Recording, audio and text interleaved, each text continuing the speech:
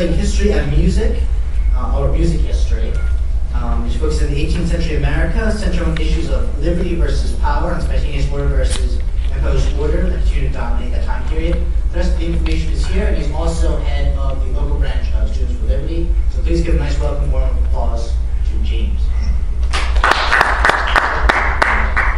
Can everyone hear me? Yes.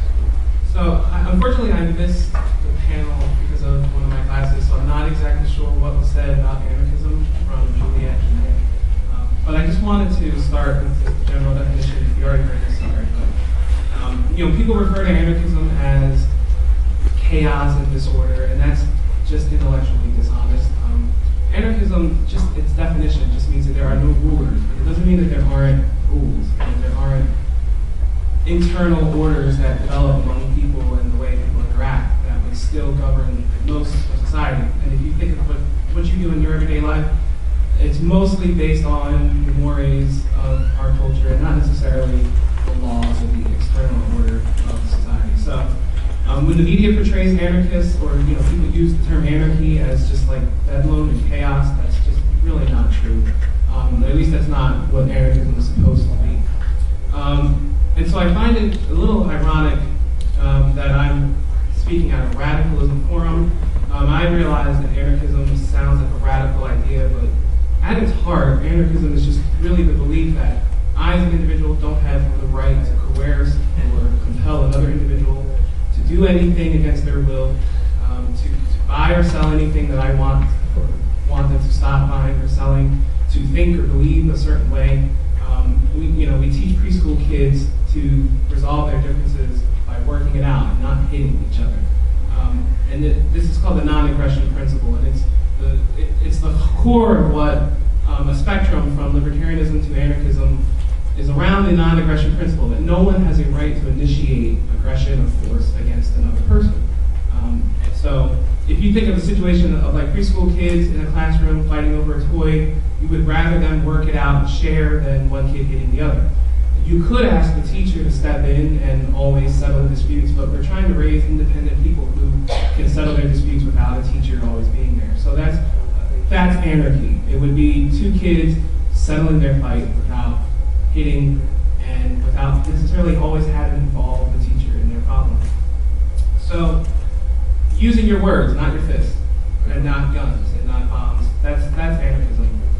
Benjamin Tucker, the American anarchist, in the year 1888, he wrote State Socialism and Anarchism, and he just gave a quick definition of what he thought, just a quick sentence about anarchism. And he says, the anarchistic scheme doesn't furnish any code of morals to be imposed upon an individual. Mind your own business is its only moral law. And so, again, I don't think that's a radical notion that we should just all mind our own businesses and let other people decide how they want to live. There are a lot of issues that could be brought up in anarchism. It's not just a one idea. It's an umbrella and it's a spectrum. It's an umbrella and a spectrum of ideas. But when you're talking about a free society, people always bring up these objections like, well, who would build the roads in an anarchistic state or in an anarchistic society? And to really, if we were going to get into that and you get bogged down, I would have to trivialize anarchism and render it down to these little slogans for people. But just that one question, I don't want to spend too much time on that digression, but okay, who would build the roads in an anarchistic society? Well, just ask yourself, that question is inherently biased towards the state. Who would build the roads for automobiles that were created by the government? No, automobiles were created by civil society. So the idea that we need the government to build the roads for something that the government did not create in the first place is kind of a hard argument to make. Not that the roads were there before or that the government didn't create the roads. I mean, we're not denying that. But does the government need to be the provider of roads? I don't know, because the government is not the provider of vehicles. Beyond that, though, why are we limiting our imagination to that roads are going to be the only way that humans can ever travel forever? Why are we not flying in jets and cars already at this point? I mean, why do we hem in what we conceive possible to just the status quo? Anarchism doesn't look at what exists, it looks at what could be. And knowing that humans are ingenuous and or not ingenuous, we have ingenuity, and the human spirit is creative. When it's allowed to be creative and flourish that way, to say that roads and vehicles are the only way that humanity should ever travel is kind of a closed-in mindset.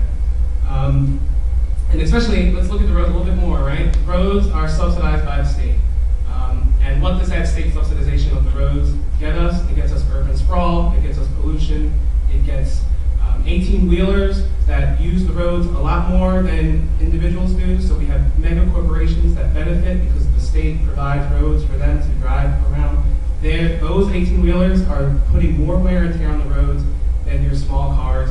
So the roads actually are this big like corporate welfare system in a way too. So, and then you think if we would have had a subsidized horse and buggy industry, perhaps we would not even have had the automobile invented in the first place. So again, we're hemming ourselves in because we have this paradigm that doesn't change because the government's attached to it. The government does not change. It's not progressive. We're stuck with the status quo, which we don't necessarily have to. And then again, that question implies that the roads that we have are the greatest kinds of roads you could have, and it's the best designed, most optimal system. And traffic patterns are like at the best that they could be, and that, of course, is not true. And you can just see one example of this kind of phenomena, not in roads, but just in pathways. If you go to parks or even here on the quad, most people don't follow the trails that were picked out for them. They cut through the grass in more direct ways. So we don't need to necessarily have our paths planned out for us. Humans always find more direct, better ways to go. Anyway, so that whole question that usually trips up libertarians and anarchists, like who would build the roads? It's just inherently biased. It's closed. It's a closed paradigm to ask a question within. And again, anarchists are not asking questions based on what we know, although we do have all of human history to back up a lot of what we say. But it's based on what we could know. And what we know from history is that humanity has always progressed and developed new things, new ideas. Creativity is what makes humans human. So I'm a little distressed that this has to be relegated to a radicalism form. I don't really think this is that radical of an idea. Merriam-Webster defined radical as something that is very different from the usual or the tradition, something that's extreme, or someone who favors extreme changes in existing views, habits, and conditions or institutions. So in one sense, I do embrace the term. I am a radical. I'm proud to be a radical, if you want to consider me that. But radicalism should be placed on the state, not on anarchists. University of Hawaii political science professor, he's Professor Emeritus now, R.J. Rummel, he's done a lot of work into what he calls democide. It's a term that covers all death by government, but not actual deaths in war. So the numbers, and I'll share them with you, these are not numbers that are directly attributable to like bombing a village if there is a target in that village. Like if those civilians died, that's not counted into this total. This is just people who have died as a direct result of some kind of government policy, or whether it was whether it was intentional or unintentional. And if you're interested in getting more of the details of this, I can give you the website, and he has all of the methodology that he's used to come up with these numbers. But just in the 20th century alone, especially the 20th century is a good place to look because it's not until the late 19th century that you have the rise of this modern nation-state idea that we all think is the only way that it could ever be. It's actually kind of a new phenomenon in human history. And in the first century that we see the rise of these megastates, total in the world, you have 262 million humans who died as a result of government. And just some of the numbers, some of these you're probably familiar with, but the People's Republic of China, there's 76.7 million deaths in the 20th century. The USSR, 61.9 million deaths. Colonialism in general, so whether it's Africa or Asian colonialism, 50 million deaths. Germany during World War II, 20.9 million people. That's from 1933 to 1945. And then the list just goes on and on. Japan in the mid-30s, 5.9 million, beginning in the 30s into World War II. And then even the United States and some of our sanctions in the Middle East, there's been about 1.3 million people that have died as a result of U.S. policies, and this is not war deaths, again, this is just deaths based on our policies. So a world total of 262 million people in the 20th century. And Dr. Rummel, just to try to give you perspective on this, he writes that if all those bodies were laid head to toe, and the average height is 5 feet, then that number would circle the earth 10 times. And that number is about the estimate that people always feared if there were to be some kind of a nuclear holocaust. The death estimates are around the same. So that's an incredible amount of death that's come as a result of this idea of the state. And what is the state? So I'll say for myself, and a lot of the anarchists that I know, Max Weber has a really good definition of what is a state. In 1918, he said that a state is a human community that successfully claims the monopoly of the legitimate use of force within a given territory, and that in that society, physical force is ascribed to other institutions or to individuals only to the extent to which the state permits them. So the state is considered the sole right and the source to use violence in society. So that might seem that's a bit extreme to consider the state violence, but everything the government does is ultimately backed up with a gun. So it doesn't matter what it is. They might ticket you, they might fine you, they might arrest you, imprison you. But if you try to escape, a gun is what's ultimately going to be the deciding factor. The state has guns, and you're just supposed to obey. So, and that butts right up against that idea, the non-aggression principle, that no one has a right to tell another person what to do and then use force if that person isn't going to go along with that idea. So it's a staggering amount of death. It's a staggering amount of destruction of property, of the destruction of opportunity and for lives that came about in the 20th century. We have a war-ridden world. And you have to ask yourself, what other institution has that much power and has the monopoly on power that it could extract enough taxation out of its populace in order to pay for all those bombs and guns and warplanes? What other institution has the power to mobilize all the disparate parts of a society into a war machine?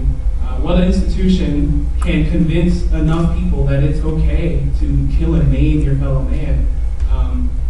I don't see anything else but a state that can do that in human history and in human society. So if that's a deviation from the norm, to say that I don't want another 262 million people to die because we have a statist world, then there's something really wrong with what we consider to be normal, I would say. So if I'm a radical, that's fine, but our normal is really messed up, because we should not just consider it normal that 262 million people died, and that's not counting direct combat deaths. That's just deaths from government. So I just want to transition quickly to try to make this a little bit more concrete for people to wrap their head around. I realize anarchism is hard to think of, and it's not something that in 20, 25 minutes I would expect anyone to become a full-fledged anarchist. It's taken me years to reason myself to anarchism, but if you get stories and historical examples, again, like Nick said, I'm a history major, so in my head, it's always in the 18th century. And I want to study slave culture and resistance in grad school. And an interesting facet of slave culture and resistance is maroon societies. And specifically this summer, I interned at the Colonial Williamsburg Foundation, and not too far away is the Great Dismal Swamp, which has a really interesting history as being a haven for escaped slaves.